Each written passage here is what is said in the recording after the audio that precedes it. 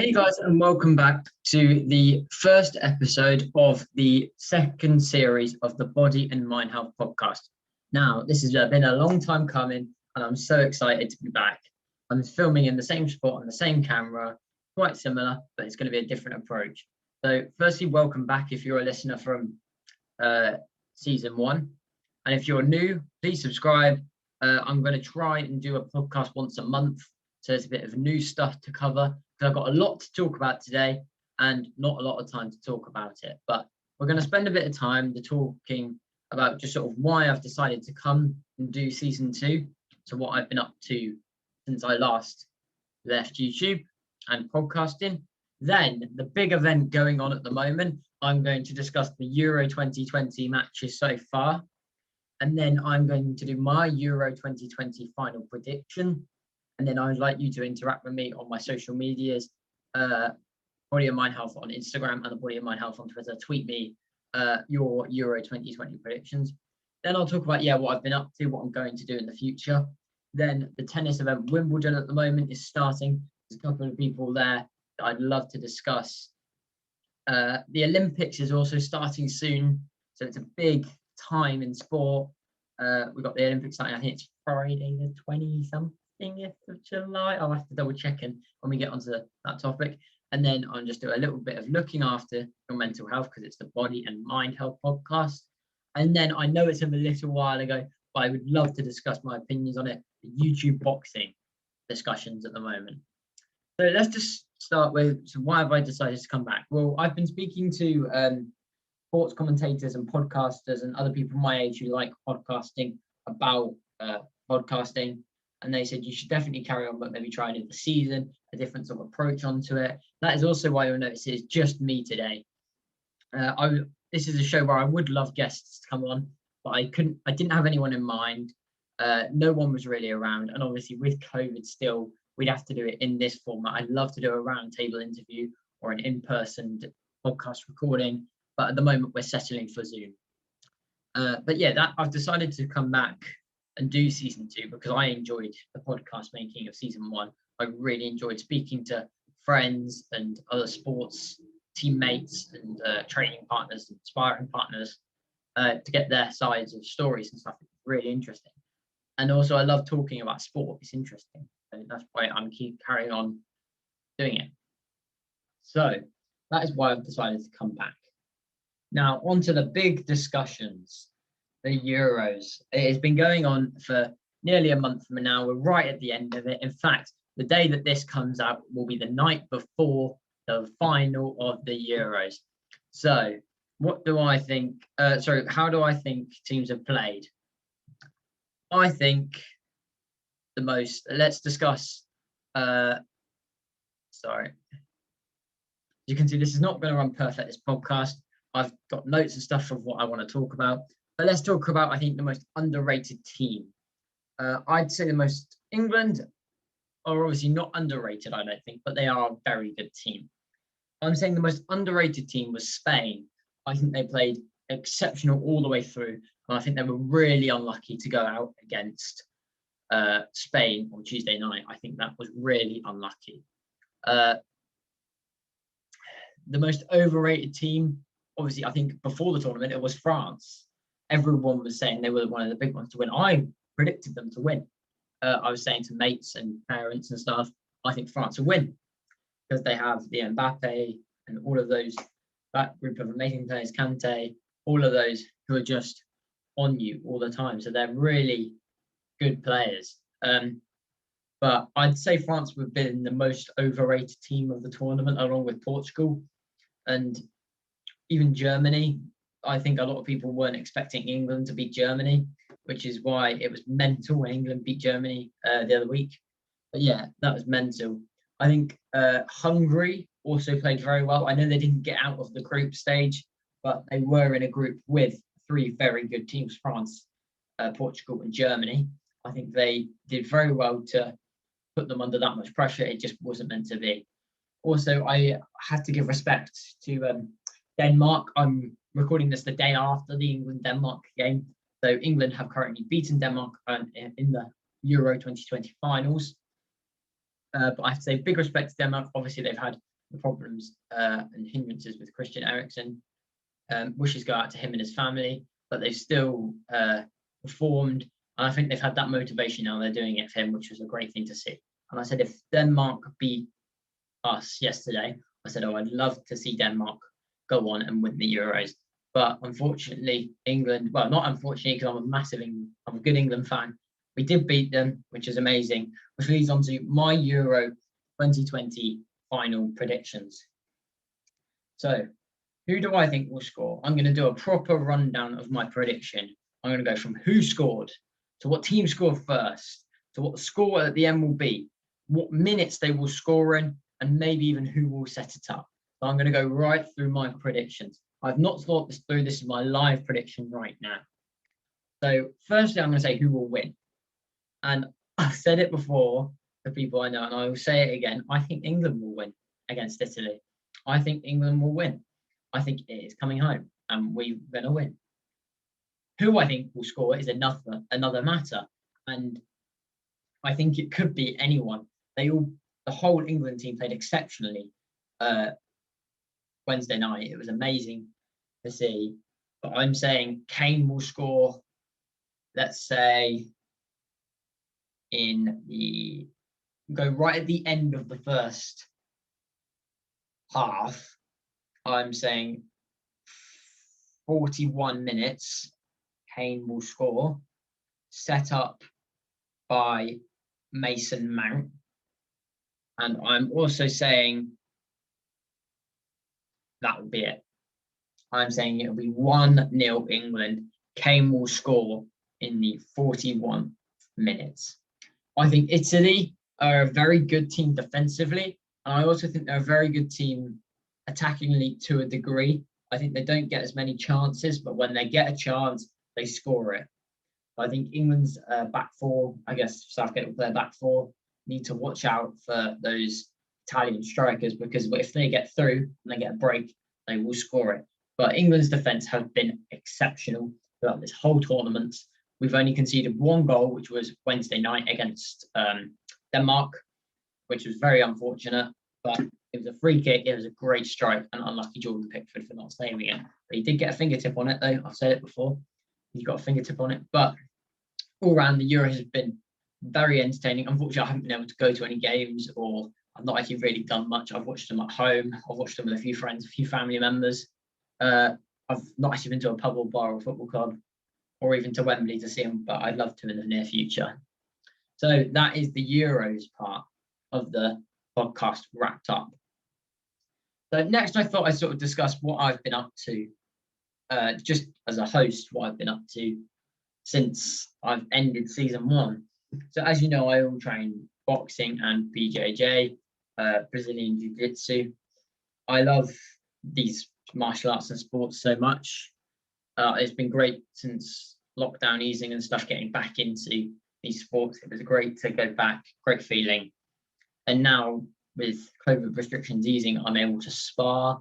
I'm able to have, I'm able to do sparring properly. It's amazing. I'm loving it so much. I've also just been looking after myself, enjoying myself. I've been on holiday. I've been seeing friends, family, not always worrying about YouTube. Because the thing is, when I was doing YouTube full-time in lockdown, that was almost my full-time job. That in school was my full-time job. It was, that's what I was doing. So it was mental. And I was in lockdown as well, so I had a bit more time on my hands when we were coming out of lockdown. I thought, I'm going to slow it down a bit. And then I did eventually stop because it was just too much. And I had my training going up, had my schooling going up. But that's why I think this would be the perfect time to come back now, because I've found a routine, and I think this would be a good thing to do once a month. Sit down and talk with you guys and a guest, hopefully, about sporting events, what they've been up to, how they're keeping themselves healthy, tips, advice, etc. All of that will be on this podcast, and it'll be great. I can't wait to see what the podcast has in the future. So next up is something that I don't really have much experience in, which is where I'd love to have a guest on, but I'm going to do my best to explain what has been going on in this event so far. But Wimbledon. it is a great, most of you obviously know, it's a tennis event, the biggest tennis players in the world. And now I'm not a tennis player, I'm not a massive tennis fan, but when Wimbledon comes on, you have to watch a bit of Wimbledon. But there's one person who everyone has been stuck out to, and she's been absolutely amazing. But unfortunately, she had a bit of a situation on, I think it was Monday. Emma Raducanu. Wow, what a player. Only 18 years old, just finished her A-levels, and she is playing in the Wimbledon for the United Kingdom. She's also British, so I'm supporting her behind all the British people. But it's great to see, young people getting into sport. I really love seeing young people get into massive sporting events. That's why I'm also loving the England team at the moment, because there's so much youth in there. Jude Bellingham only just turned 18. Saka, not even, I think he's 19. Just the youth in football at the moment is such a great thing to see. And I'm loving young people take up sports and get professional in them, because it shows the young people do have places in sport. So Emma Raducanu, she said she had a problem with her breathing during the round of 16 on court 1 yesterday. No, not yesterday, Monday, the 5th of July.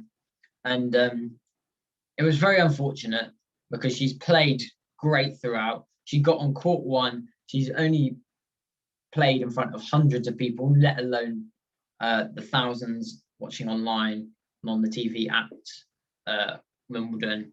So it's great to see, and I love seeing people come up, but also coming up in sport. But also well done to Djokovic, who won the quarter-final yesterday against, sorry if I pronounce this wrong, Vukcevic, 6-3. That was a great game. I did vaguely watch a bit of that. And then obviously Roger Federer, probably you could call the best tennis player at the moment of all time. Well, at the moment, I'd say. Won his round of 16 on centre court on Monday. But Andy Murray, unfortunately, has gone out. He went out against Shapovalov on last Friday, the 2nd of July, which was very unfortunate. He had done quite well on his first game on the second round. So it was very unfortunate to see. But obviously, he's past his prime now, I'd say, Andy Murray, which is a bit sad. But, he's done great.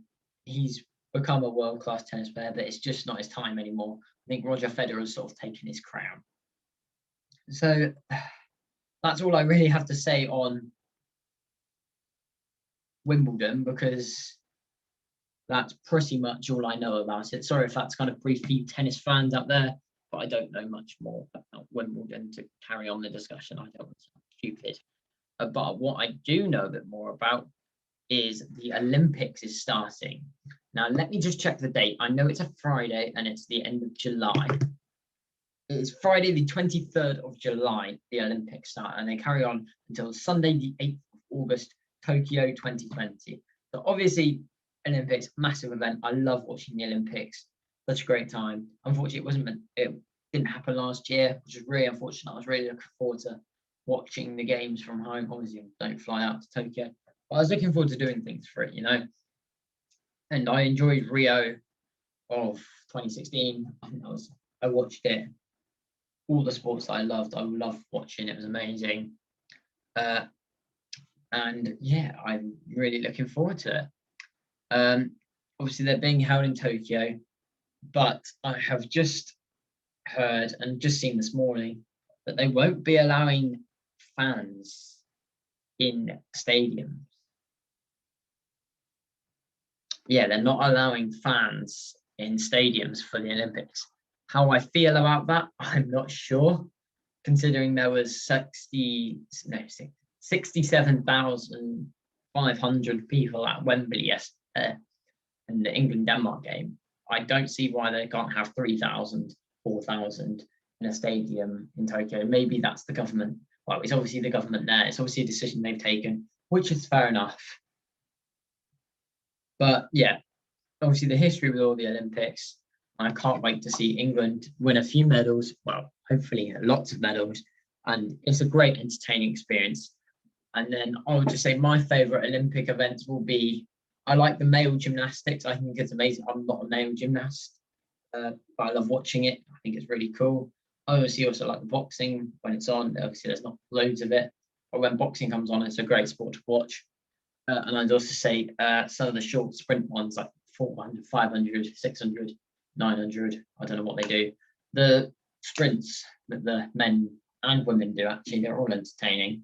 But the shorter sprints, because the longer distance ones I get bored of. But yeah, the shorter sprints ones I love to watch because they're really intense. You can feel the tension from the athletes. But yeah, really looking forward to watching the Olympics coming up in the next week or so. And then by the time I record my next podcast, it will be the Olympics will have finished, and we will be able to discuss medals being won, etc., etc. So now let me just have a quick look at something else that someone suggested.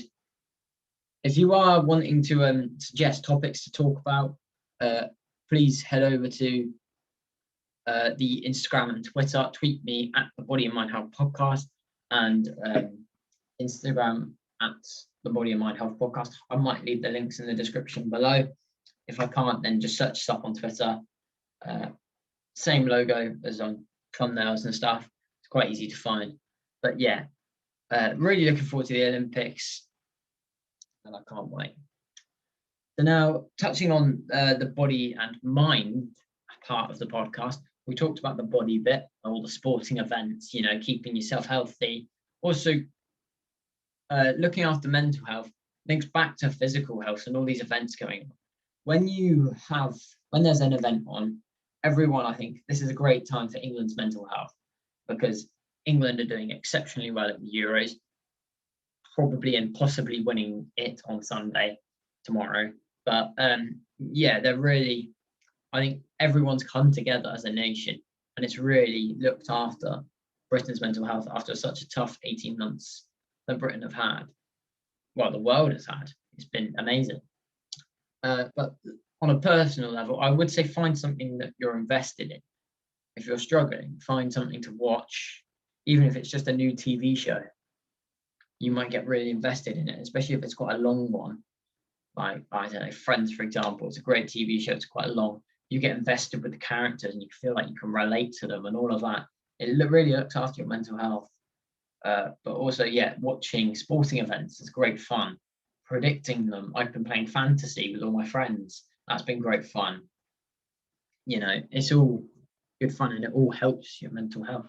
Just looking after yourself.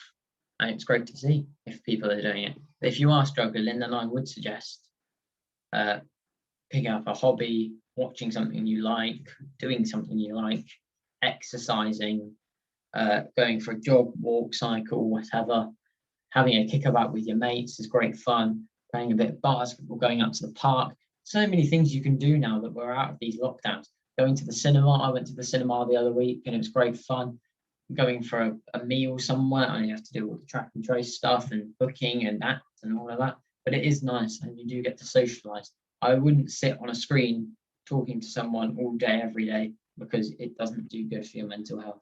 Getting out and actually speaking to people, interacting with people face to face is a great way to look after your mental health. Now, the final sort of topic I want to go on to today, before I sort of wrap it up, and I'm sorry if this has sort of been a short podcast. It's been a bit short because I've had no one to talk to, but I've been talking to you guys, and it's been nice. I've enjoyed it so far, and we've got one more topic still to talk about, which is the topic I might be able to talk most on. I know it was quite a while ago now, so a lot of you probably have forgotten, and I'm probably a bit late on the trend, but I thought I'd still like to mention it, which is the YouTube boxing situation. Now, obviously, I like boxing as a sport, but I also like boxing as entertainment. I think it's very fun to watch, even if they're not the greatest boxers. I don't just watch Tyson Fury, Anthony Joshua, Deontay Wilder, Billy Joe Saunders. Although, again, this is even longer ago. That Billy Joe Saunders Canelo fight, what a fight. I know it's ages ago, absolutely ages ago now. I can't remember when it was, but it was a great fight, and unlucky to Billy Joe Saunders. congratulations to Canelo, great fighter coming up in the sport. But anyway, the YouTube boxing. So let's start with the first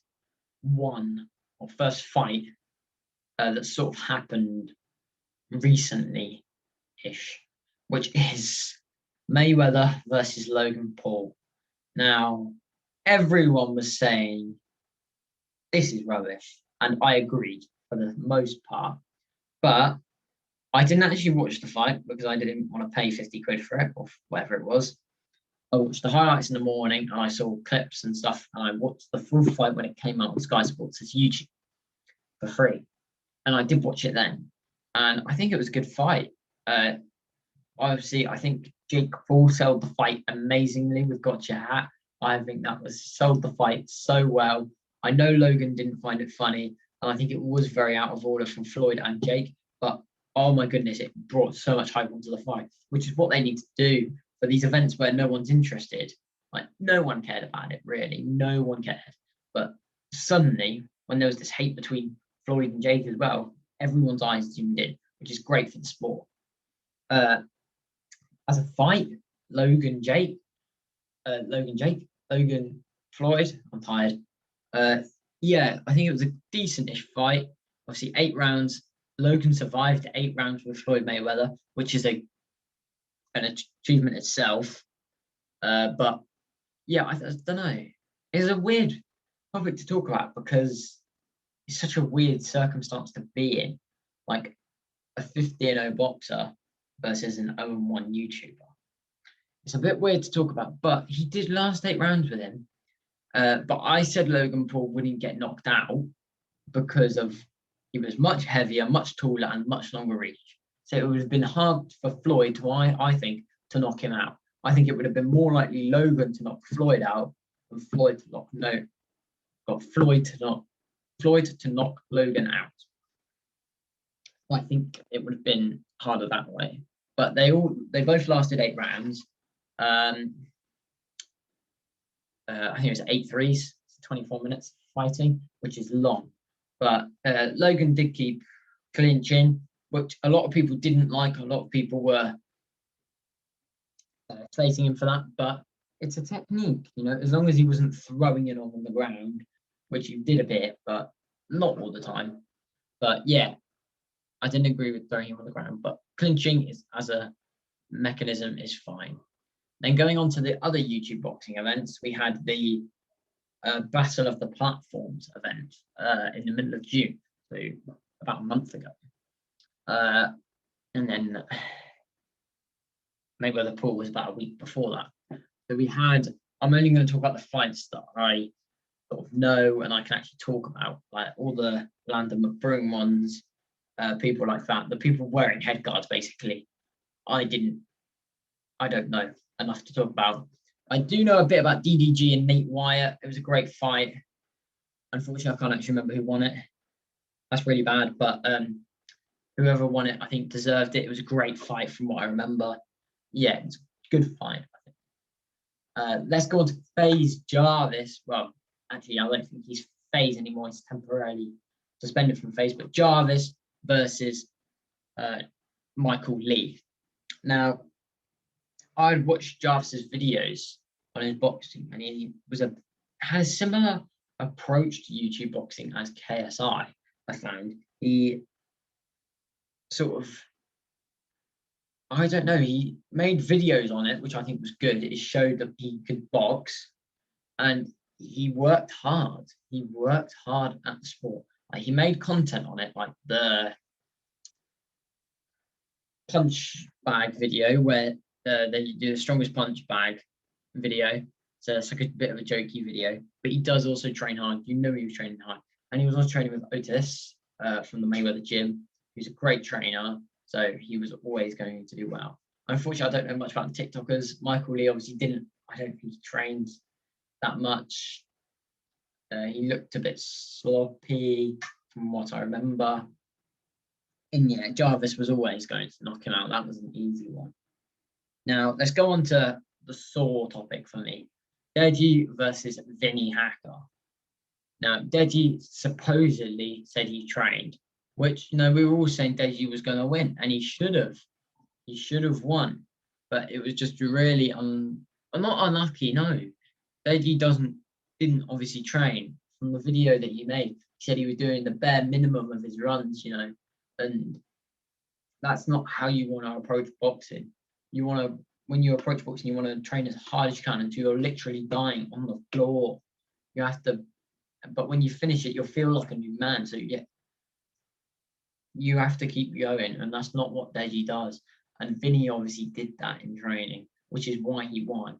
And fair play, because he worked harder, he trained harder, he showed up on the night, he talked the talk and he walked the walk. Deji talked all and couldn't show what he did. Then going on to the sort of controversial one at the time, but it's not now. Anison Gibb versus Taylor Holder. Anison Gibb was the better fighter. Taylor looked quite composed. He had his hands up. And he looked quite composed as a boxer, but he didn't throw. He just sort of stood there and guarded. He didn't really, you wanted to slip and throw something, or slip and get a headshot or something like that. That's really bad, but I've sat down. You wanted to move your head and actually throw something. He was doing all the defensive stuff, but he wasn't countering, so he couldn't do anything. It was really badly thought out, I think, from Taylor's team. But Gibb took advantage of that and just kept sticking out that jab, keep pressuring. He didn't stop throwing, and the judges scored it a draw. Everyone at the time was absolutely fuming about this. I was fuming about this. I don't see how it was a draw at the time. The judges must have been absolutely blind because Taylor barely threw a punch. And then that Taylor had the audacity to say he won the fight was absolutely mental. I did totally not agree with that. Unlucky to Taylor. I think he did train. I don't think you can do the argument that he didn't train, because he did look quite composed. He looked quite ready for a fight. I think having another fight, he could definitely win. And he just needs to change his approach, I think. And his game plan didn't sort of work. But other than that, I think it was a great fight. Give Taylor. And then obviously the main event was Austin McBroom versus Bryce Hall. I was going to say Taylor Holder. Bryce Hall. And I think this was a good fight as well. And I think Bryce Hall did train as well. He did look okay, but he obviously was too focused on fighting other people, like Deji and KSI. He didn't focus on his opponent at the time. And that's what I think when Gibb fought Jake Paul, I thought that was going to happen. Because Jake was so set on KSI, I thought he was going to mess up on Gibb. But unfortunately he didn't. But fair play. But yeah, it was great from Austin McBroom. A great, I think it was a TKO, and he gave him a blooded nose and everything. It was a great fight. And also that was the YouTube boxing ones that I remember. No, I think that was it. And then we've also got Jake Paul's fight coming up August 28th. So I'll be able to talk about that just before his fight when I do my next podcast. But yeah, he's fighting an MMA fighter called Tyron Woodley. I'm looking forward to seeing that, because this guy looks good. If Jake Paul can beat this fighter, he's shown that he can fight. And he's not just a YouTuber, which I'm not a big Jake Paul fan, but you've got to respect him when he's putting these numbers on pay-per-views. He's got like the 10th biggest pay-per-view buy ever on a boxing event against Ben Askren. It was mental the amount of people would bought that. Yeah, you've got to give props to him. I don't think once he gets humbled and he loses a fight, he will get humbled and he'll be a better person. But as a boxer, I think he's very good. Yeah. And just to finish off, because I think I've not touched on it enough, the physical health side of this podcast, because I've talked a lot about sporting events. We've gone from Euros to Wimbledon to Olympics to YouTube boxing.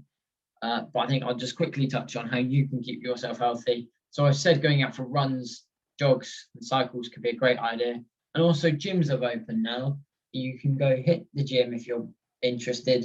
I'm sure there's spaces and stuff. You can get on those treadmills. You're going to get lifting those weights, which is really fun. A lot of people really enjoy it. I really enjoy it. and it's good fun to go with friends and stuff and train with friends.